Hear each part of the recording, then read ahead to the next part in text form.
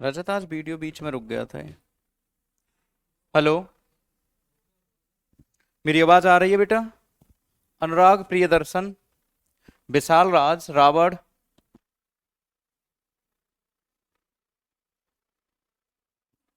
रावण, राम राम बेटा, विशाल राज,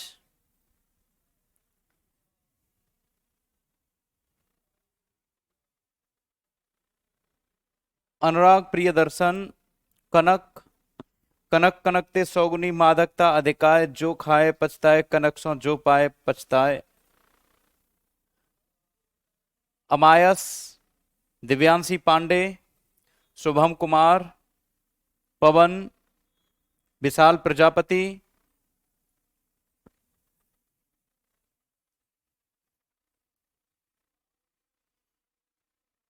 जल्दी जल्दी आ जाओ बेटा, टॉपिक शुरू करने वाले हैं।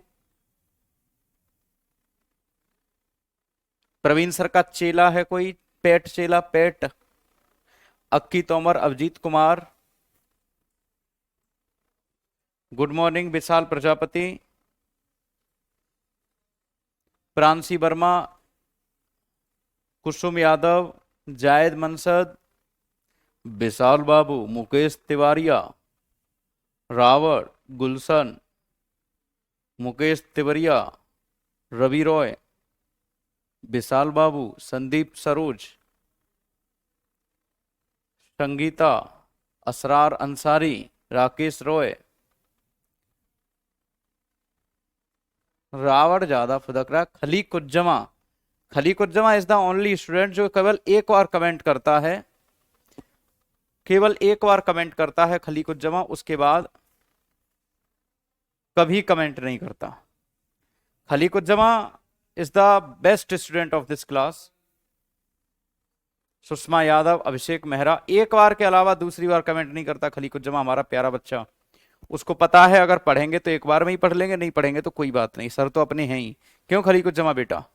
प्रिंसी शुक्ला, गेट बंद नहीं करेंगे बेटा आज।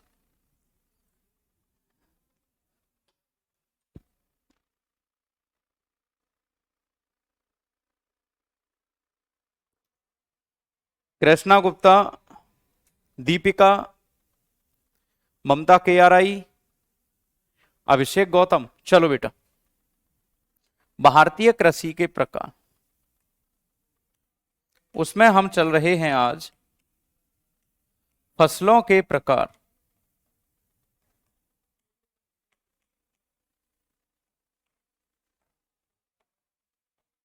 Type of crops.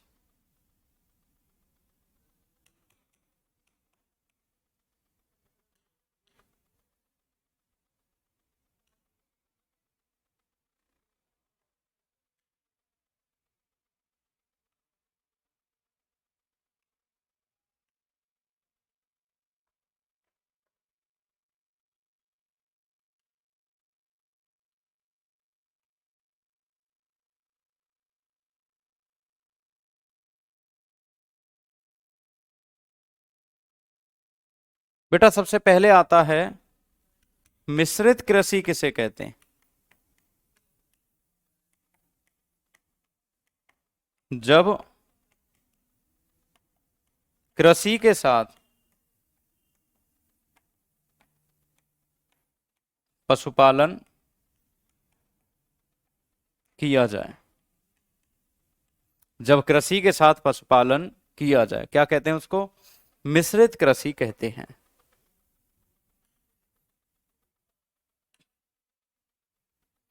पहला mix farming,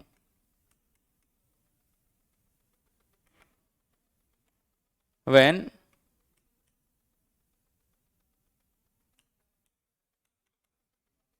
animal husbandry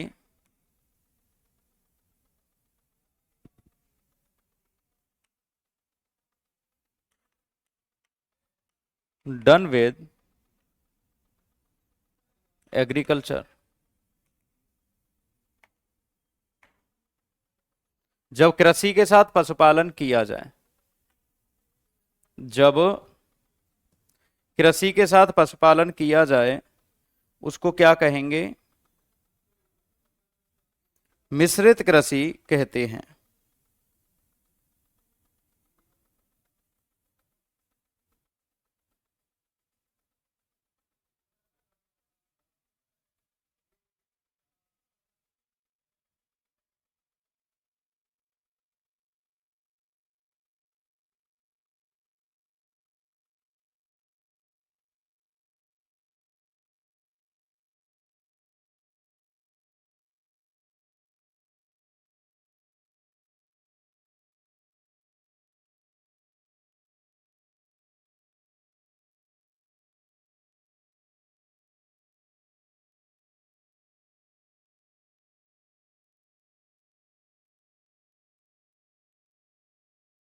when animal husbandry done with agriculture, तो उसको मिश्रित कृषि कहते हैं। पहला हो जाएगा। दूसरा आप याद रखिएगा, एक कृषि होती है बेटा आपकी बागवानी,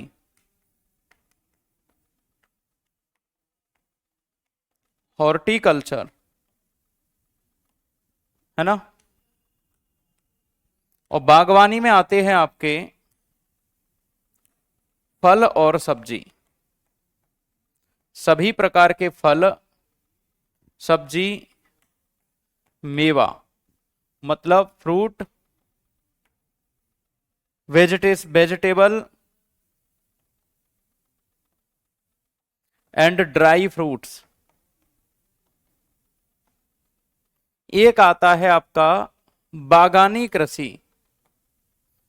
तीसरा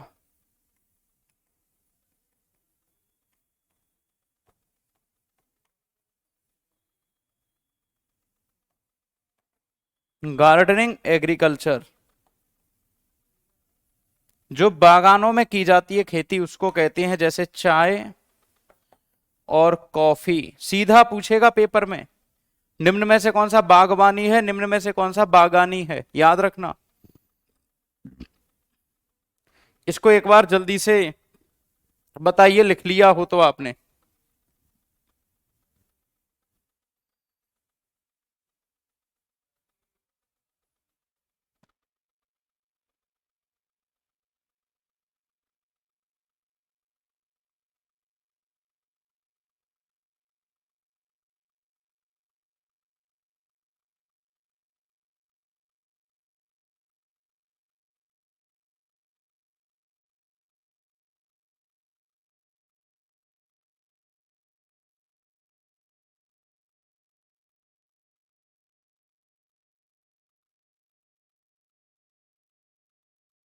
बताओ।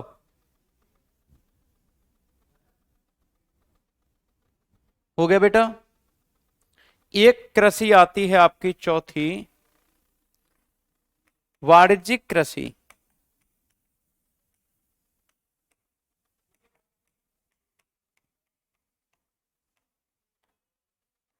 कॉमर्शियल क्रॉप, जो फसल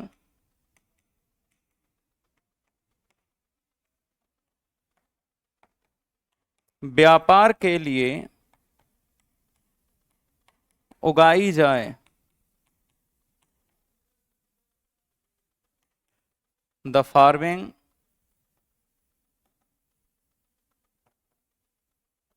प्रोड्यूस्ड फॉर कॉमर्स और ट्रेड। जैसे मान लो सरसों, आलू, गन्ना, खाते भी हैं और व्यापार भी करते हैं इनका। नहीं नहीं सागर पड़ियार, पता नहीं तुम्हारा क्या नाम है बेटा, तुम जो बता रहे हो वो गलत बता रहे हो।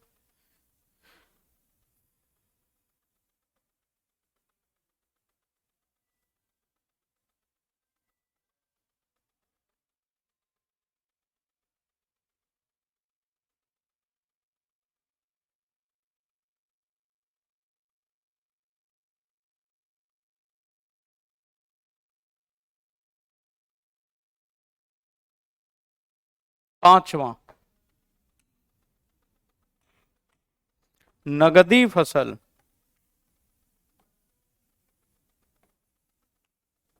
नगदी फसल,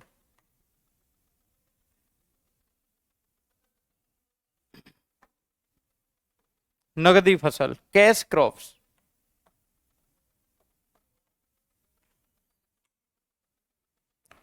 जिन फसलों को केवल बेचने के लिए उत्पादित किया जाए। Those farm crops which produced for sale, जैसे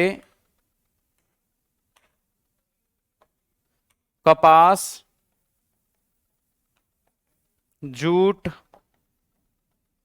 रेशम, मक्का, मक्का, तंबाकू, इन फसलों को बेचने के लिए करेंगे। इन्हें नकदी फसल बोलते हैं, ऊपर वाली को वाणिज्यिक फसल बोलते हैं। बेटा बहुत माइनर माइनर अंतर बता रहा हूं।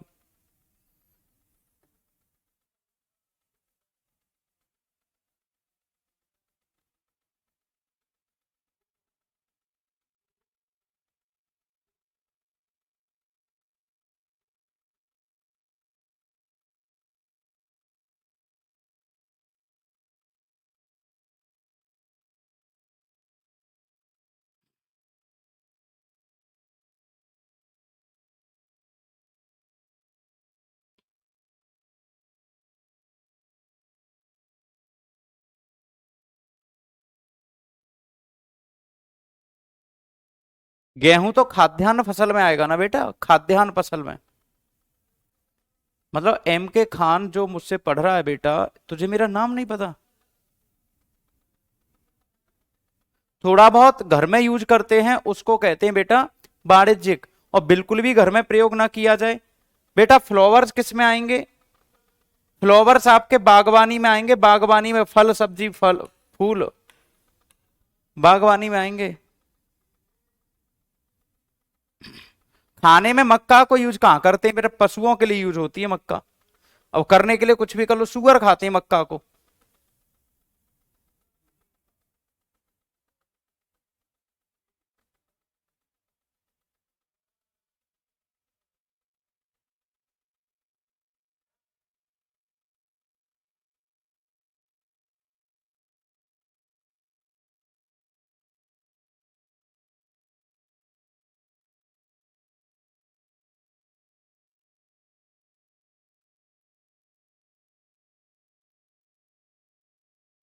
बेटा कहीं कहीं खाते हैं, हर जगह थोड़ी ना होता। रेशेदार फसल,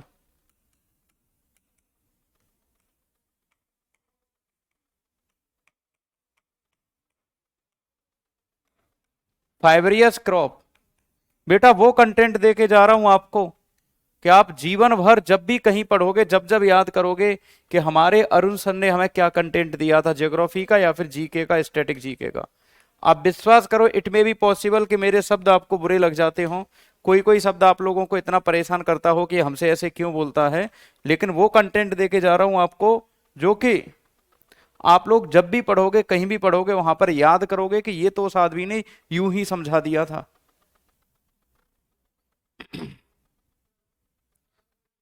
तो बेटा फाइब्रियस क्रॉप,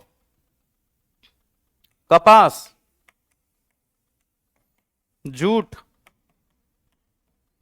रेशम, इनसे फाइबर निकलता है, रेशा निकलता है। कॉटन, जूट, सिल्क, इनसे क्या निकलता है बेटा? फाइबर निकलता है, फाइबर।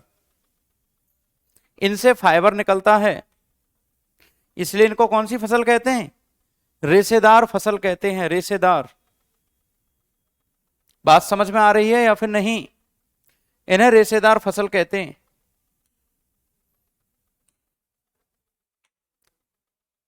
ठीक है। एक होती है झूम कृषि,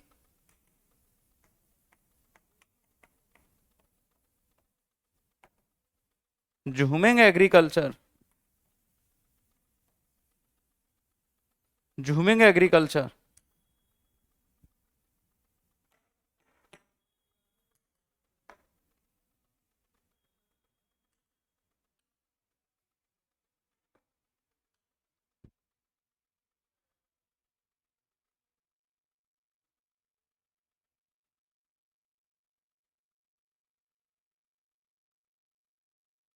क्यों तुझे डांट क्यों पड़ेगी फिर भैया एम के खान?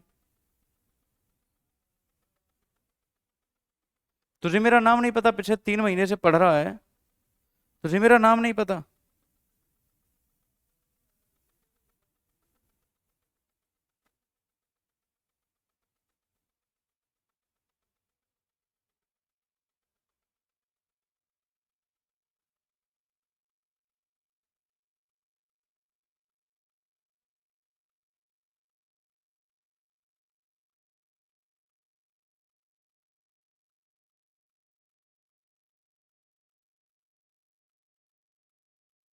देखो बेटा, झूम खेती क्या है? यह खेती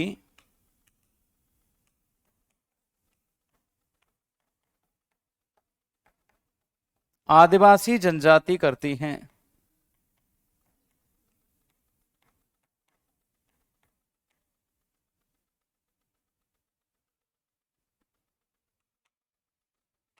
this farming done by tribes, यह खेती विश्व के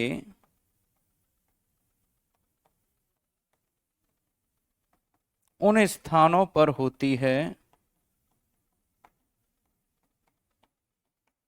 जहां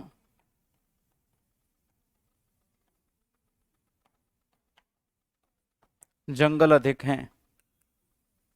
this farming takes place where the forest is in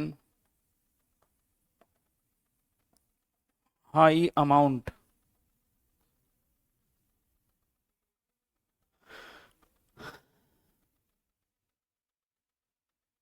हाँ बेटा, सागर पढ़े यार, ये बात तो है।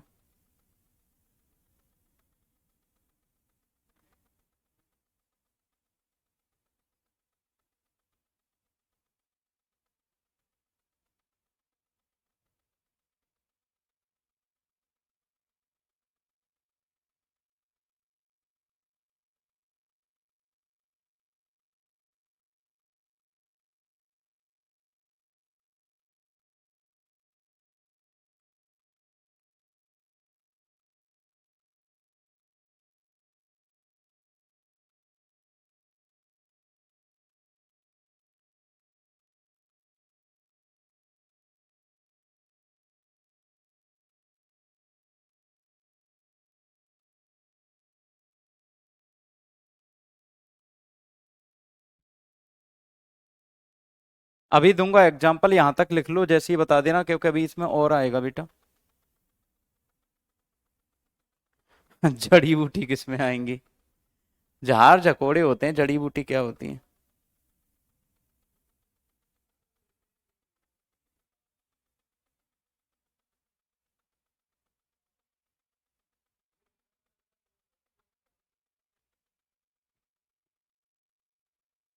हाँ, जीते सर को चोट ज्यादा लग गई, इसीलिए नहीं आ रही बेटा।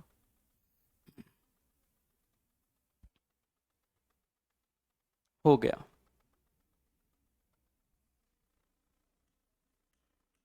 इस प्रकार की कृषि में पहले जनजाति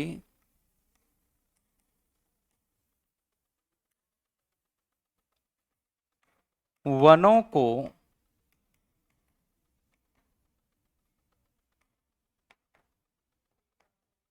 काटती हैं, फिर जलाकर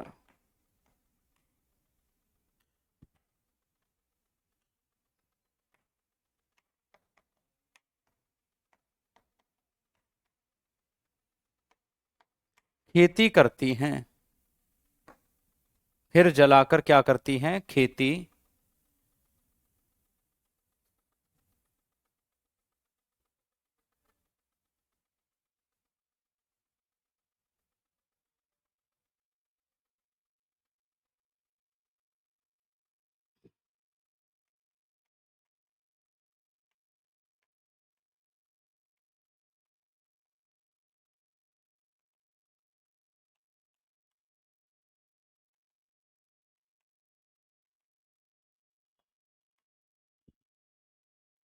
First, in this kind of farming, firstly tribes slash the forest and then burn। इसलिए इस खेती को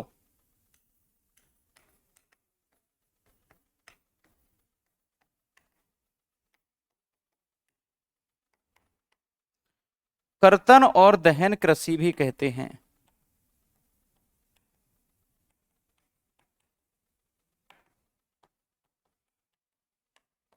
So this forming is known as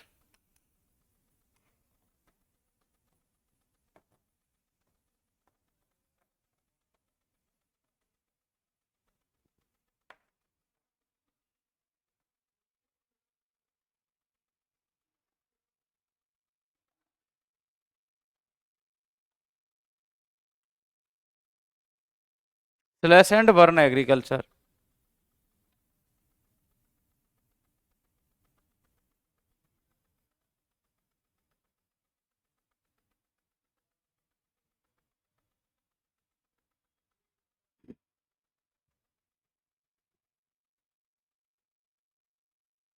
फसल कोई भी हो जाती है बेटा, जंगल होते हैं ऐसी जगह, मान लो सोचो कि जंगल हो किसी जगह पे, तो वहां पे खेती कैसे होगी? तो पहले खेती करने के लिए जंगल काटने पड़ेंगे कि नहीं काटने पड़ेंगे? ओबियसली काटने पड़ेंगे मेरे दोस्त। जो काटते हैं उसी जगह पर खेती करते हैं। कर्तन लिखा हुआ है, कर्तन माने काटना, कर्तन माने काटना, कर्तन काटना, कर्तन और दहन, स्लैश एंड बर्निंग एग्रीकल्चर बहुत इंपॉर्टेंट है अब तक जितनी भी पढ़ाई है उनमें। अब एक बात सोचो, इस प्रकार की खेती में किसी भी प्रकार के फर्टिलाइजर का प्रयोग नहीं होता, किसी भी प्रकार के फर्टिलाइजर का प्रयोग नहीं होता, इस प्रकार की कृषि में किसी भी प्रकार के फर्टिलाइजर का प्रयोग नहीं होता। नहीं नहीं, पराली अलग होता है मेरे बच्चे, मैंने कहा है ये क्यों नहीं पढ़ रहे, इस खेती की विशेषता क्या है? इस खेती को आदिवासी जनजाति करते हैं, उन स्थानों पर होती है जहां जंगल अधिक है। ये बेसिक क्यों नहीं पढ़ रहे आप लोग? बेसिक पढ़ो बेटा, बेसिक्स।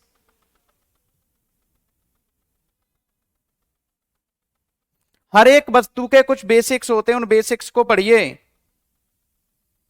अगर ये वाली फार्मिंग है,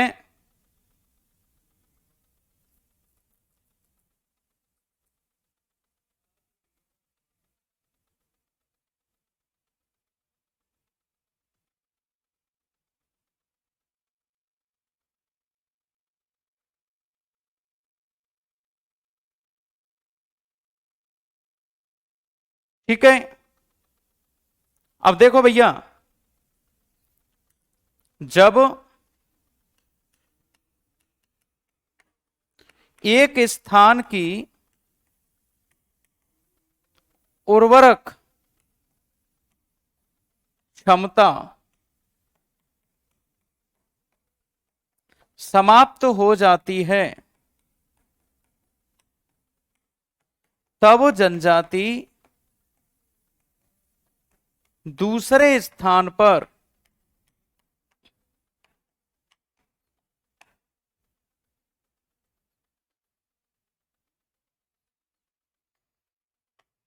खेती करते हैं।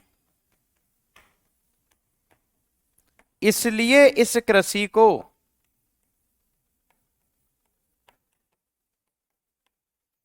स्थानांतरी कृषि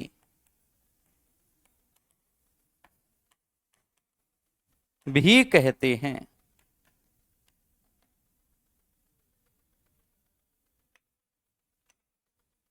When the fertilization capability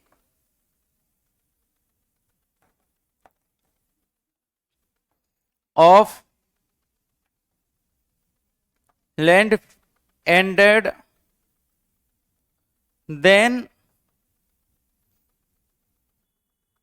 then the tribes start farming on another location. तो एक जगह से दूसरी जगह पर शिफ्ट कर गए, एक जगह से दूसरी जगह शिफ्ट कर गए, इसीलिए इस कृषि को ट्रांसफर और शिफ्टिंग एग्रीकल्चर भी कहते हैं।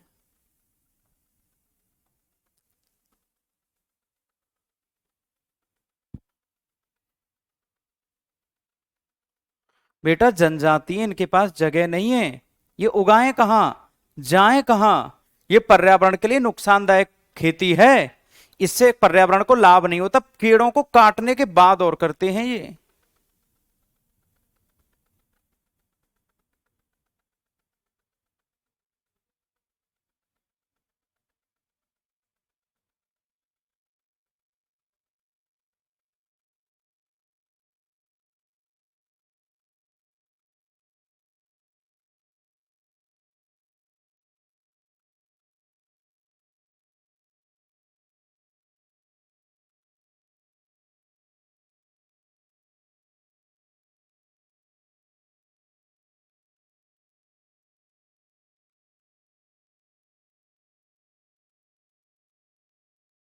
लिख लिया हो तो जल्दी बता दो।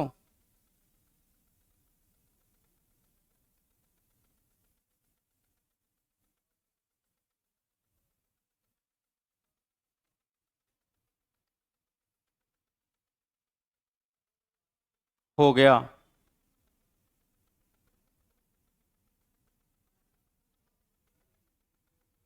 उसको शिफ्ट कर देते हैं। एक टॉपिक है बेटा आपका हरित क्रांति।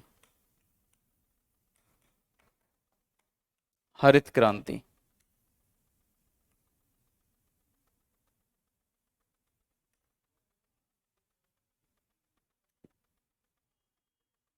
Green revolution.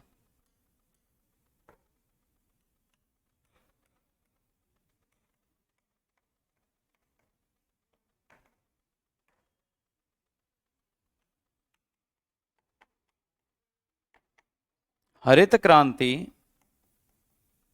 शब्द का सर्वप्रथम प्रयोग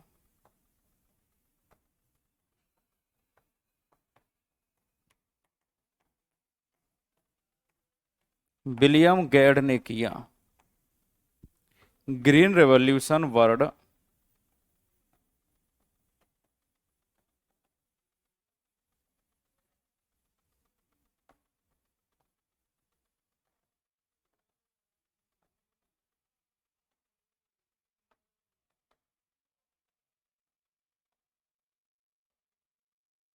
विलियम गेड।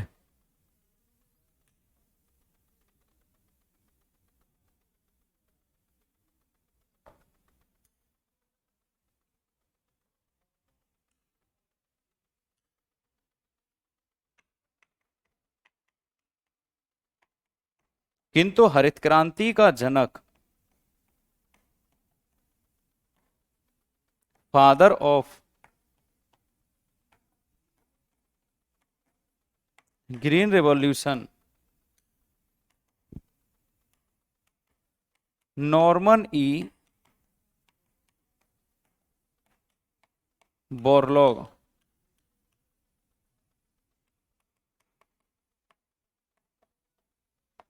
Norman E Borlaug. कौन भैया? Norman E Borlaug.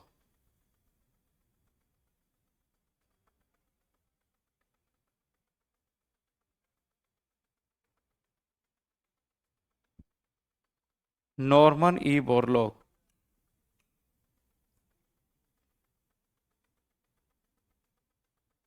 ठीक है बेटा, मैं बोलूंगा जीते सर से, अभी फोन पे बात करूंगा जब मैं बोलूंगा। भारतीय हरित क्रांति का जनक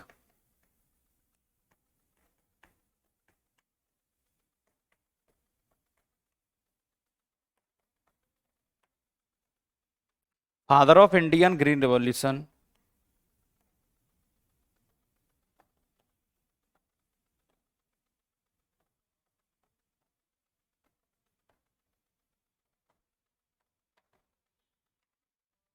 father of Indian green revolution MS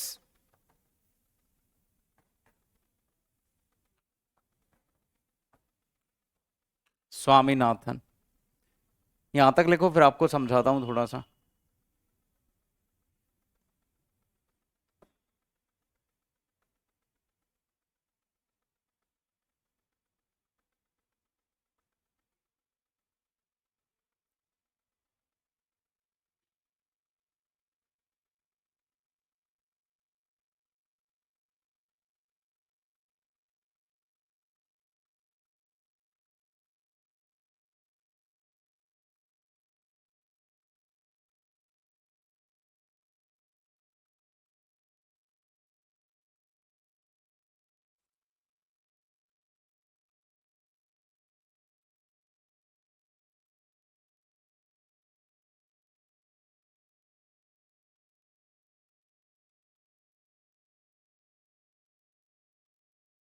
हो गया बेटा।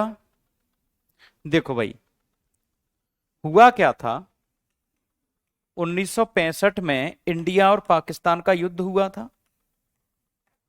इंडिया और पाकिस्तान के बीच में एक युद्ध हुआ था जिसमें भारत ओबीएस जीता था, पाकिस्तान ओबीएस हारा था। ओबीएस मतलब वास्तव में इंडिया डिफीटेड पाकिस्तान Y01, मतलब हमने एक जीत लिया, पाकिस्तान जीरो पर रह गया। अब हुआ क्या कि आने वाले समय में यूएसए इसका सहयोग करता था पाकिस्तान का, रसिया हमारा सहयोग करता था। नहीं आ रही बात समझ में? यूएसए पाकिस्तान का सहयोग करता था और रसिया, इसरो के अध्यक्ष तो बेटा एस सोमनाथ हैं। क्यों बेकार की बातें करते हो कि इसरो के अध्यक्ष हैं, पागल कहीं के, पगला, अरे पगला, ठटरी, ठटरी के बड़े क्या कहते हैं वो बाबा बागेश्वर धाम, ठटरी, ठटरी से बांध देंगे क्या मतलब?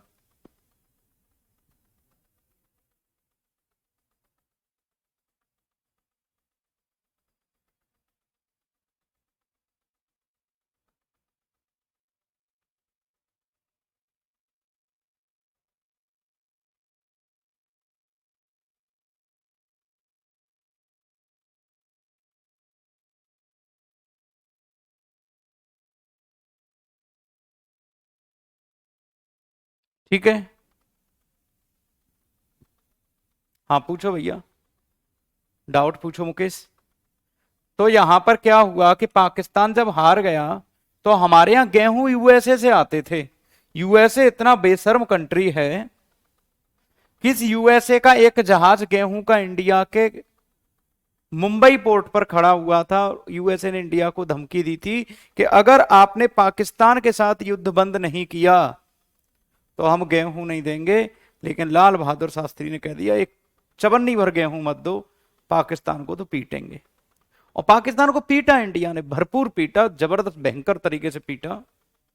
और पाकिस्तान को कूटने के बाद हमने लगभग 2 साल तक सूखा झेला जिसमें लाखों लोग मारे गए इंडिया के। इंदिरा गांधी प्रधानमंत्री बनी। इंदिरा गांधी को खबर लगी कि हमारे यहां का एक वैज्ञानिक जो बहुत जबरदस्त वैज्ञानिक है, एमएस स्वामीनाथन, वो मैक्सिको में प्रयोग कर रहा है और हम यहां भूखे मारे जा रहे हैं। इंदिरा गांधी ने एमएस स्वामीनाथन के पास फोन किया कि भैया तुम्हें शर्म नहीं आती, तुम इंडिया के हो और इंडिया के वैज्ञानिक होके तुम मैक्सिको में प्रयोग कर रहे हो, अमेरिका में, और इंडिया में लोग भूखे मर रहे हैं। एमएस स्वामीनाथन तो चुपचाप अपना झोला उठा के चले आए और भारत में हरित क्रांति की उन्होंने एक नई टेक्नोलॉजी बताई। उन्होंने कहा कि जो हरित क्रांति होगी, जो ग्रीन रेवोल्यूशन होगा,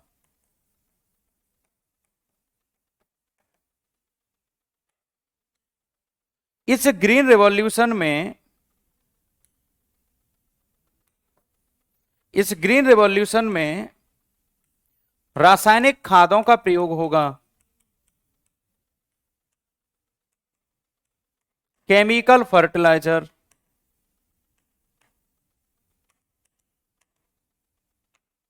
इस हरित क्रांति में संकर बीजों का प्रयोग होगा, हाइब्रिड सीड। इस हरित क्रांति में मशीनों का प्रयोग होगा, ट्रैक्टर का, यूज ऑफ मशीन्स। इस हरित क्रांति में कीटनाशकों का प्रयोग होगा,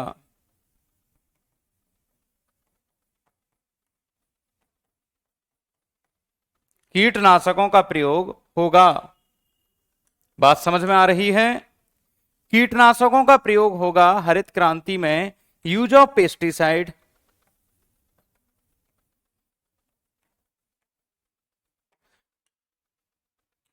इंदिरा गांधी ने कहा सब यूज करो, लेकिन एक बात बताओ, इसमें जल का प्रयोग भी तो अधिक होगा। आजकल जब यूरिया डीएपी देते हैं तो जल भी तो लगाते हैं, खेतों में पानी भी तो देते हैं। Use of large amount of water. एक बार इन लाइनों को अच्छे से पढ़ो और बताओ कि समझ में आया या फिर नहीं आया।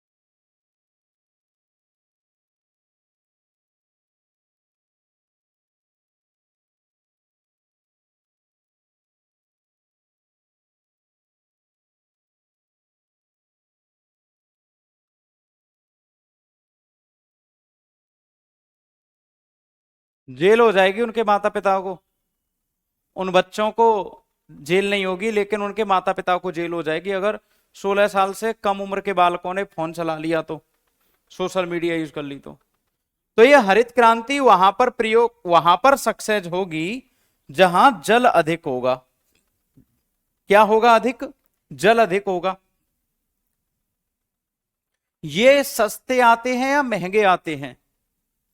कीटनाशक हु 300 अरुण सर आर्मी, बताओ जल्दी से, ये सस्ते आते हैं या महंगे आते हैं? उर्वरक, संकर बीज, मशीन, रसायनों का प्रयोग, ये सस्ते आते हैं या महंगे आते हैं? बताओ।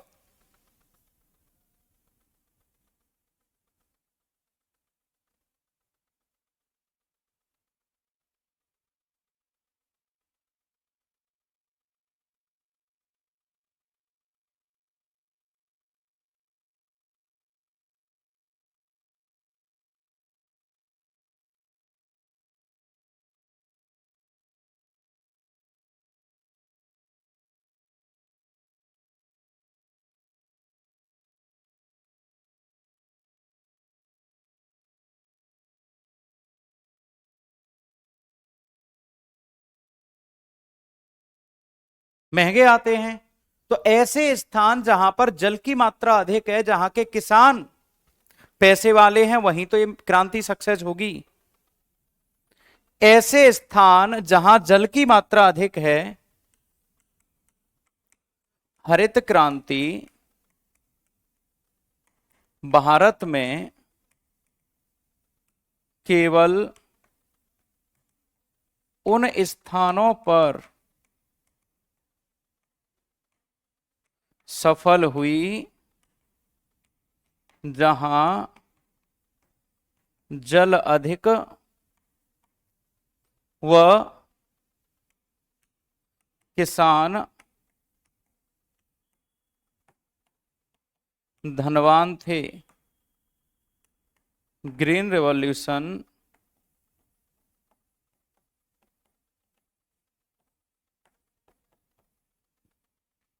succeed only where their farmers are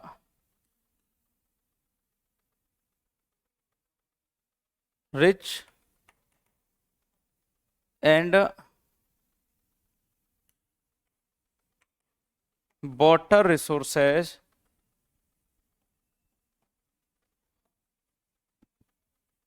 are good।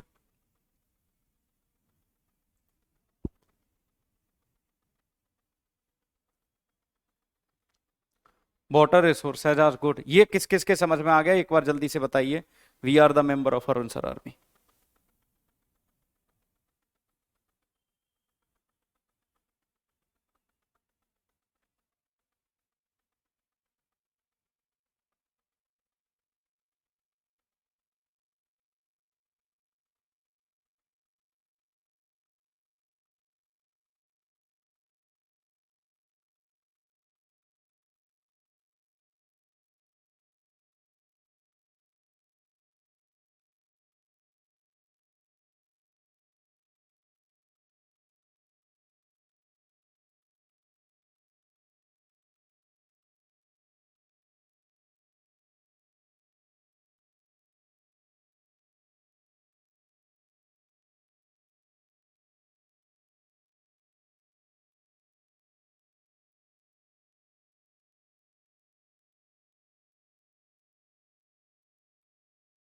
बहुत सुंदर, बहुत बढ़िया।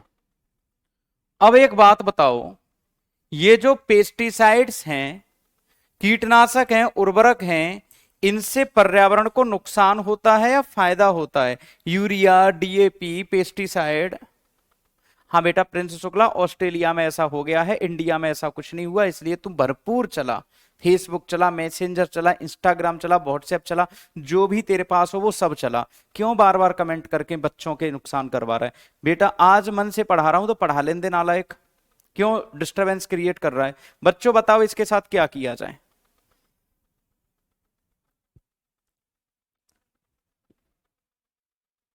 नुकसान होगा।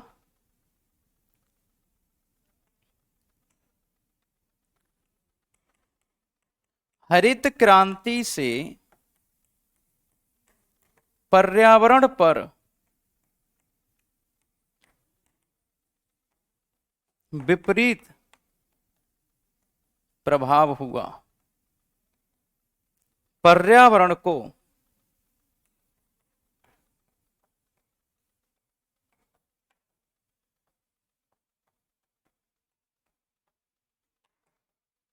नुकसान पहुंचा।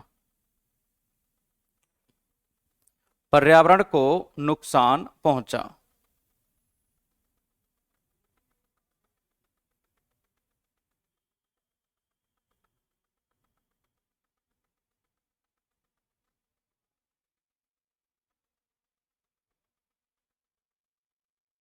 और जब पर्यावरण को नुकसान पहुंचा, this farming against the environment है, so we must have stop the farming.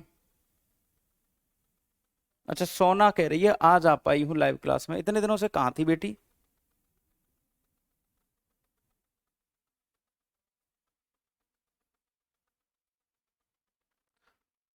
इसलिए फिर क्या लाया गया? जैविक कृषि लाई गई।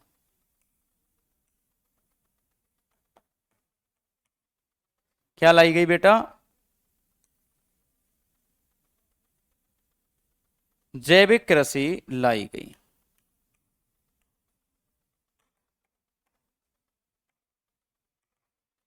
Organic farming. जैविक कृषि में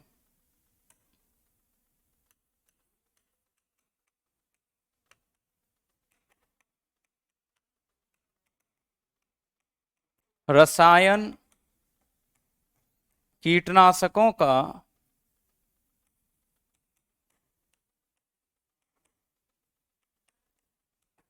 बिल्कुल भी प्रयोग नहीं करते।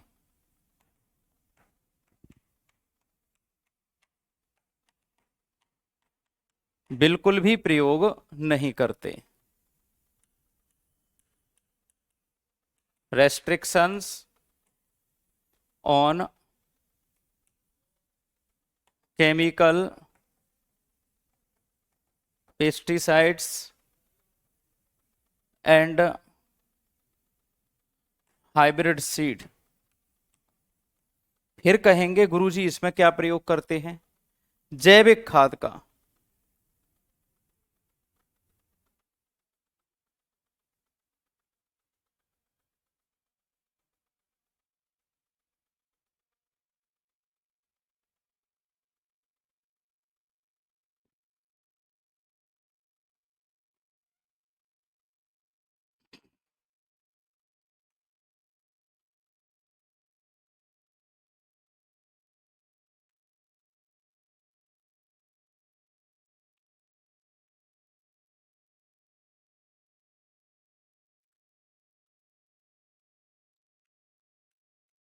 इस कृषि में जैविक खाद, कंपोस्ट खाद, केंचुआ खाद उत्पादन का प्रयोग करते हैं। पर्यावरण को नुकसान पहुंचता ही नहीं है। गोबर खाद डालते हैं इसमें, केंचुआ खाद डालते हैं, ये सब करते हैं। In this farming we use organic fertiliser, vermiculture, compost fertiliser.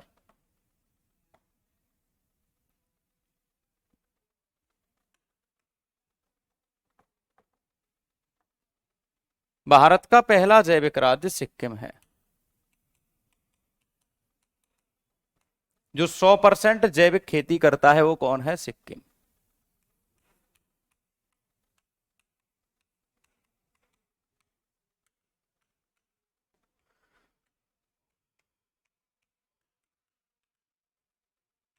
First organic state is Sikkim.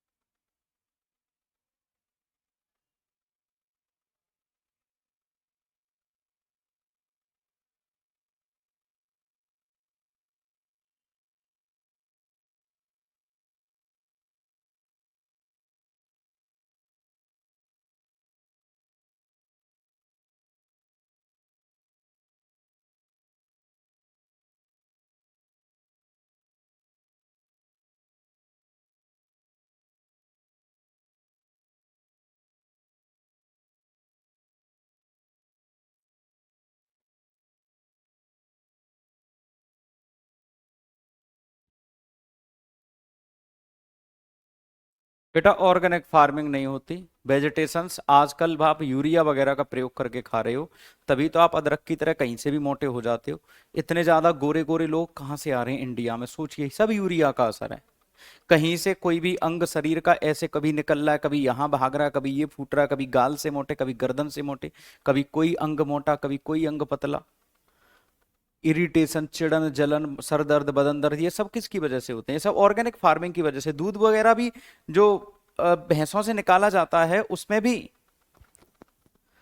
भी तो उसका प्रयोग करते हैं हम, क्या कहते हैं, इंजेक्शन लगाते हैं ना भैंसों के, वो भी तो एक तरह का रसायन होता है उसमें। तो बेटा अपना ख्याल रखना, अच्छे से रहना, कोई दिक्कत परेशानी आई तो अपना अच्छे से रहिएगा। थैंक यू सो मच, बहुत बहुत धन्यवाद, लव यू ऑल।